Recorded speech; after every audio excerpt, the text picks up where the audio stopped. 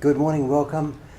Before I start, let me say what a fantastic conference, and credit to the organisers for just pulling off something this grand and excellent. We take it for granted that this just runs like clockwork, but there's a lot happening behind the scenes. So I want to go on the record as saying a big thank you to the organisers. And thank you very much for coming to this session.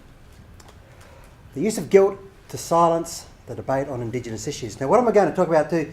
Look, I've been slotted into the Indigenous box, and everything I say here applies to a whole lot of things.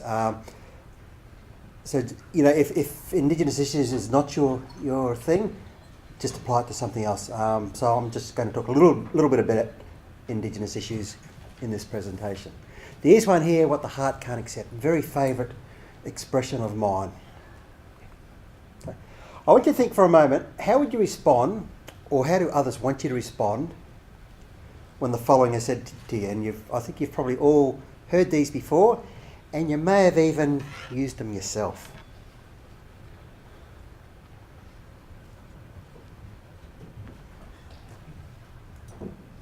Who's guilty of using them? Who's had it used on them before? Okay. What's meant to happen, or what's expected? So the person who's firing those bullets at you, what are they hoping for?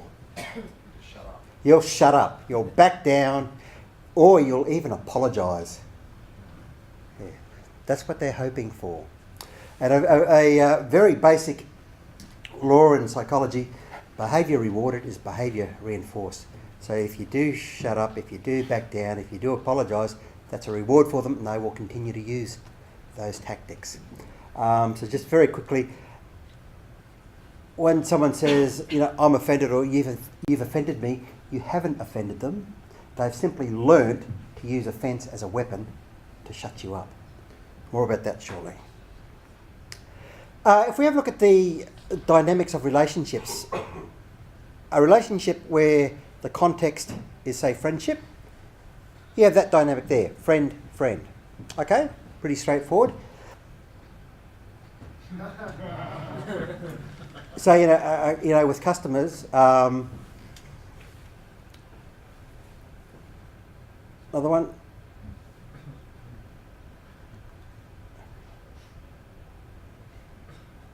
So let me just go back to these ones. Sorry. So, I mean, they're just examples, okay, but when you introduce guilt, suddenly it's a multi-layered thing. No longer are you just the mother or the parent or the customer or whatever. You're the guilty. Okay, and if you're guilty, there's someone you've offended. So you have an offender and offended. There's someone who claims to be violated. You violated me. And you're suddenly the violator. Or suddenly someone is oppressed and you're the oppressor. But, you know, and as soon as that language starts, it means shut up. Okay? Or in the case of what I'm supposed to be talking about today, just disappeared. Okay.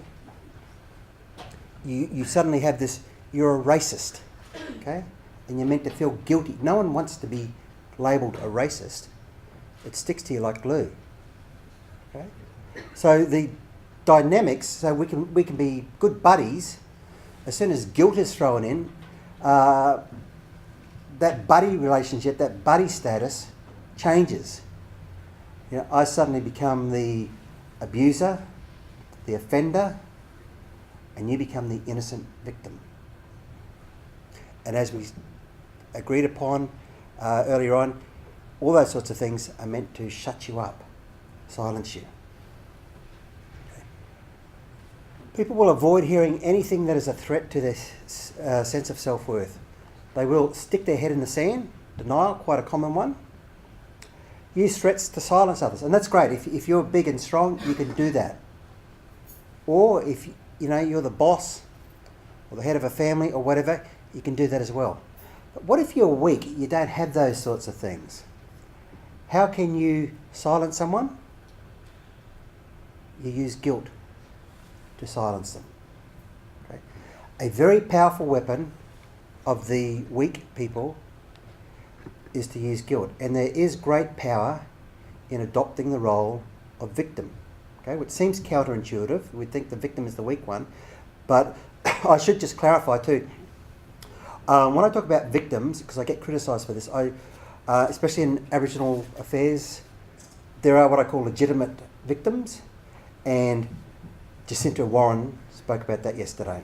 Okay, so those Indigenous people who do not know where their next meal is coming from, do not have a roof over their head, are waiting to be abused by that elder, that woman who's going to get her teeth knocked out because she has no money to give the husband to go buy some more booze. Those Aboriginal people and non-Aboriginal people who live in a condition that an environment we wouldn't let our dogs live in. Okay? They're legitimate victims. Then we have the counterfeit victims or the fabricated victims. There is great power in being in that position. You get to silence others, you get to stifle debate, and you can even sometimes get a payout for it. It can be quite profitable. And that rule I said just a few minutes ago, which is again one of the most powerful and overlooked in psychology, behaviour rewarded is behaviour reinforced. And to use a very simple example, which I often use, I think I used it last year, these things start in childhood. So you've got a little kid with the mother in the shopping centre, the little kid wants a lolly, and mum says no. The little kid throws a tantrum, the mother gives in. What has that little kid learned? The next time they want a lolly, throw a tantrum. Okay. The better way to deal with it is what I did with my girl. She'd scream and cry. I said, darling, is that the loudest you can cry? Cry really loud for me, honey. I want everyone to hear. She gave it up. She didn't get the lolly. The behaviour was not rewarded. So some guilt tactics used in Aboriginal affairs. The G word, the G spot. It is a source of pleasure for them. I think sometimes impromptu jokes are the funniest. 200 years of genocide, and it's really difficult to enter a debate in 2018 on Aboriginal affairs without having the genocide word thrown in your face. Okay? These people need to read up on Rwanda and other places to see what it is. Transgenerational trauma. Well, we don't quite know what it means, but it sounds impressive, and you're not going to argue with it. Okay? I do, but it can mean anything you want to. But for the victims, they like to say, we have no choice. We are suffering because this happened to our parents and their parents. And as those who attended the talk yesterday, where was the transgenerational trauma in Warren and Jacinta? Okay. It skipped a generation, it would seem.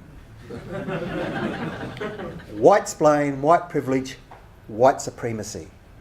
Okay, just by being white, you are guilty. Okay, which means shut up. Okay, you're white, shut up. Colonisation. Now, just a quick little detour here. And when I sort of give a presentation like this, or I'm using this in a debate, I'm accused of forgetting the past, or I'm trying to cover up the past. No, I'm not trying to cover up the past. All I'm trying to say is, let's not forget the past, just don't tie yourself to the past, okay? We are never, ever victims of the past, but only ever victims of our view of the past.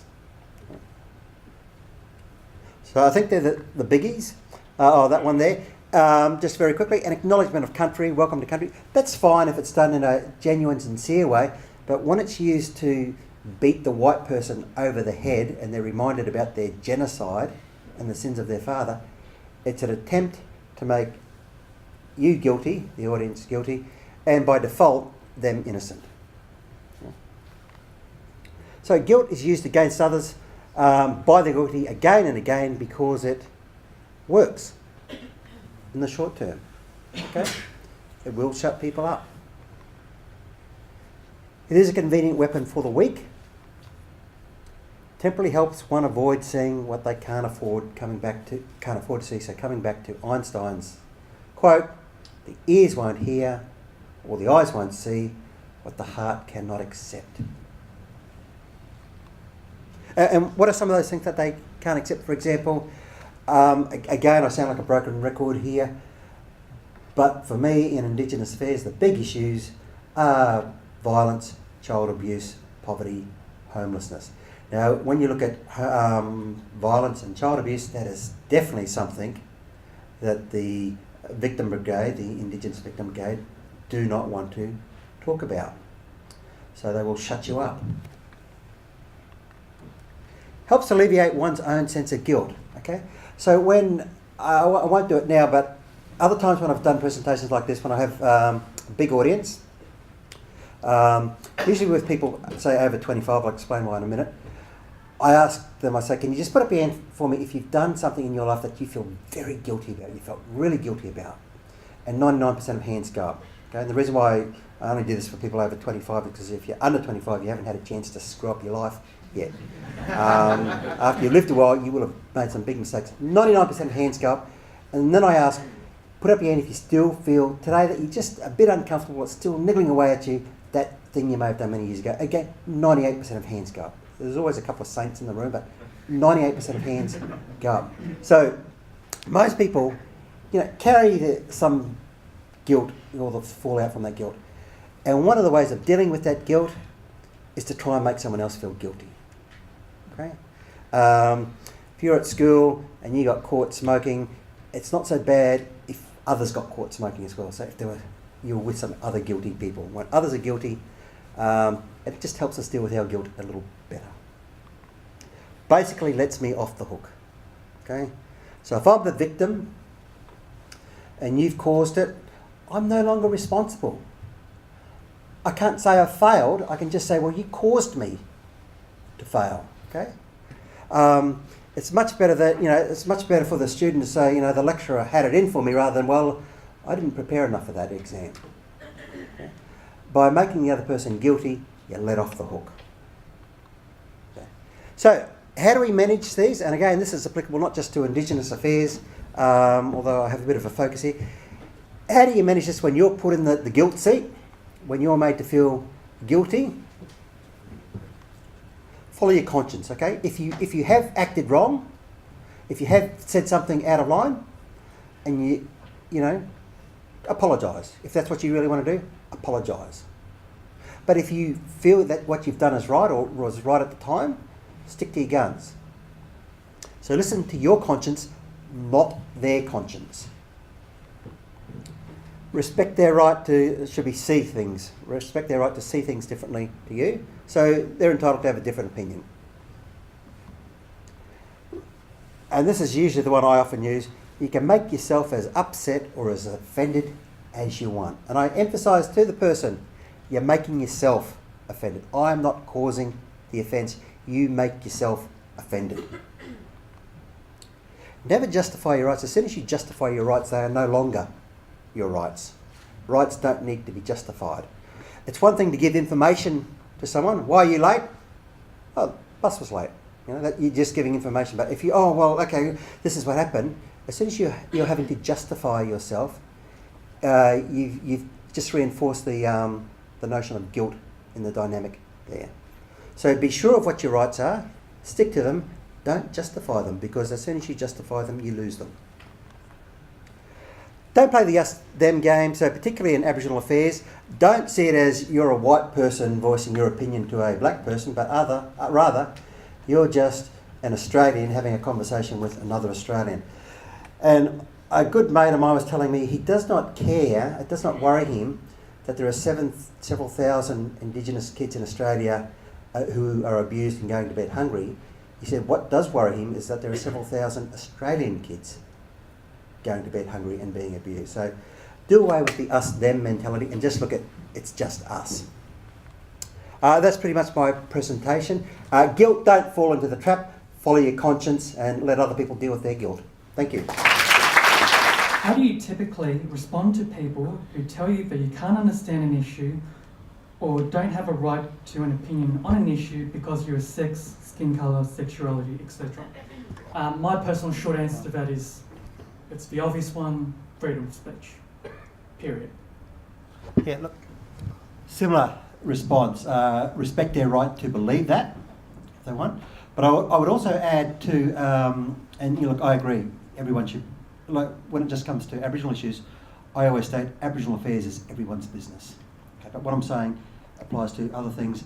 I would just add something which other people may not have thought of, and that is sometimes it is wise just to pick your battles at the time. Okay, it doesn't mean you're backing down. You're saying, look, nothing's going to be achieved while you're in that state, so I'm not going to bother responding. And I think it might be best to save your argument for someone else who's sitting on the fence or is listening.